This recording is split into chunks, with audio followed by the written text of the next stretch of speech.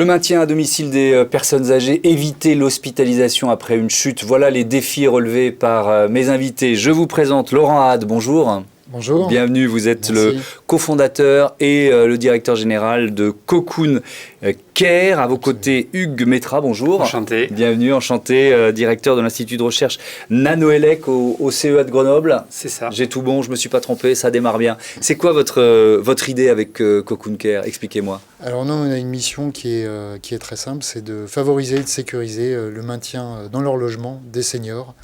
Par logement, on entend le domicile, mais également un institut médico-social. Ouais.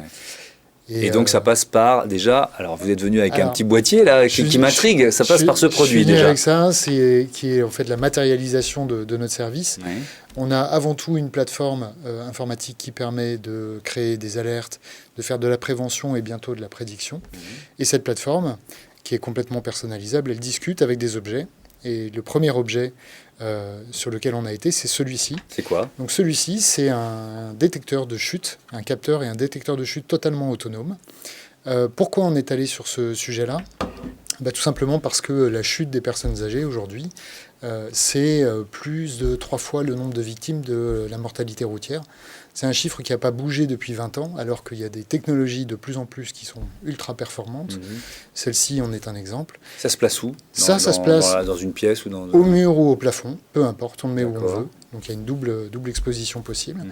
Il en suffit d'un par pièce, d'un dans une maison? Comment ça marche? Il en faut un par pièce. Un par on pièce, en met un par ok. pièce, on en met dans la chambre, on en met dans le couloir, dans la salle de bain, par Ouais. exemple. Et on a une performance et une intelligence embarquée dans le capteur qui permet d'avoir des taux de détection qui sont nettement supérieurs aux taux des technologies historiques qui sont encore massivement développées. Vous l'avez créé quand l'entreprise? Le 28 février 2020, en plein Covid. Ok, donc Voilà. ça fait un peu plus d'un an, on va dire Voilà. 1 an et 3 ou 4 ou 5 mois. Vous en êtes tout de la phase de développement? Et puis je rajoute la question, parce que ça va nous mener à Hugues Métra. Pourquoi vous avez souhaité qu'il soit présent ici aujourd'hui? Alors, la phase de développement, on vient de commencer la commercialisation du D'accord. produit. Donc, il y a 2 mois, on est sorti du bois, Ok. après 1 an de recherche et développement.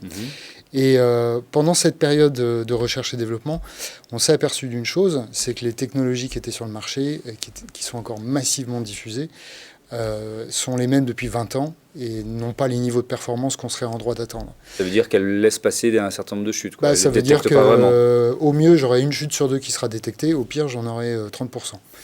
Donc il n'est pas question d'aller sur ces niveaux-là.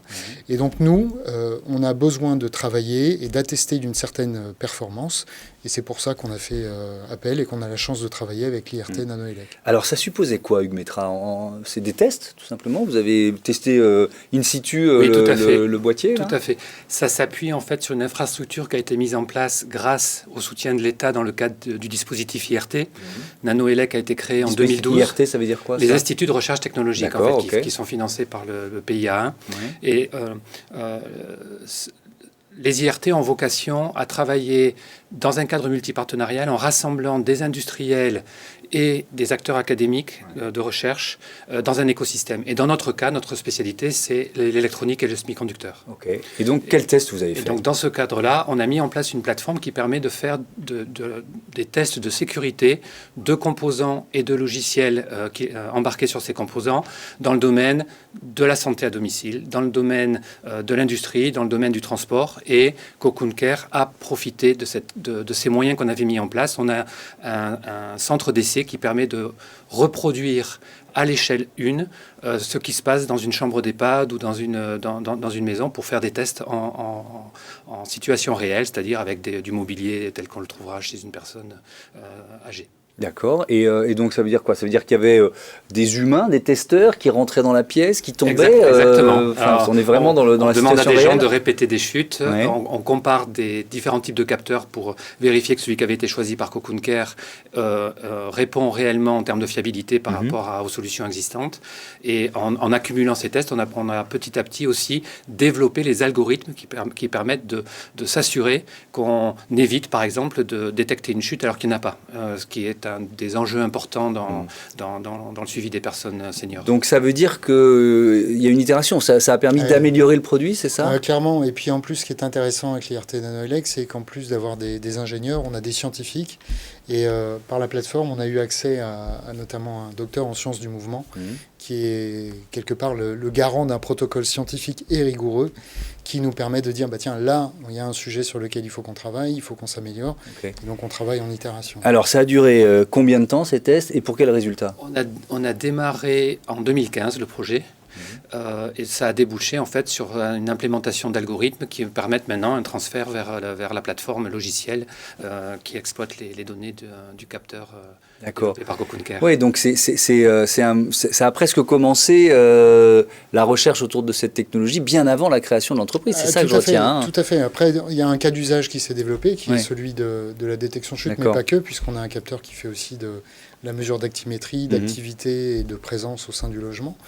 Mais oui, effectivement, il s'agit de capitaliser. Alors, je vais revenir à vous, mais question curieuse, vous testez quoi d'autre, quoi? Parce que ça doit être assez dingue comme locaux, quoi. En partenariat avec l'INRIA, on teste des véhicules autonomes. D'accord. Par exemple. On teste aussi des circuits industriels, et en particulier les composants de type microcontrôleur qui les commandent, pour vérifier qu'ils sont robustes à des cyberattaques, par exemple. Et donc on essaie de les tester et ensuite de développer des solutions qui vont les protéger contre différents types d'attaques qui peuvent venir. Ça va bien au-delà. C'est un enjeu qui devient majeur aujourd'hui dans notre économie. Enjeu majeur dont on a plusieurs fois parlé ici. Donc c'est ça qui est passionnant, le test et une partie de la solution. Vous êtes à quel pourcentage de résultats? Parce que vous disiez, sur le marché, il y a des technos qui sont là depuis 20 ans et puis qui font à peine 50%. Donc, alors, on est sur un protocole donc, qui cible des chutes dites lourdes et des chutes lentes. Sur l'ensemble du protocole, on est à plus de 80%. On est à 80,5%. À mettre en perspective avec 30 ou 50% sur les technologies historiques et massivement déployées. Il y a un mot que vous avez employé, c'est le mot prédiction. Oui. Jusqu'où vous pourriez aller? C'est-à-dire que ce capteur-là et d'autres objets, aujourd'hui, on est sur la présence, la chute, l'actimétrie. Si on adjoint ça avec la surveillance de la qualité de l'air, la domotique, on va pouvoir agréger un certain nombre de données qui vont donner des faisceaux d'informations qu'on va analyser et mis bout à bout, on va arriver à en tirer une information qui est de dire est-ce que ça va ou est-ce que ça ne va pas. Et on peut par exemple observer une dégradation de la marche, une altération du sommeil avec des levées nocturnes très fréquents, des sorties ou des présences anormales. Une personne précoce Alzheimer par exemple, quand elle sort c'est un problème. Mais voilà, typiquement, l'exemple concret, une personne met tant de temps pour parcourir un point A à un point B, on observe que finalement cette temporalité se dégrade. On se dit, tiens, attention, il y a peut-être une dégradation, et là, il y a un signal faible.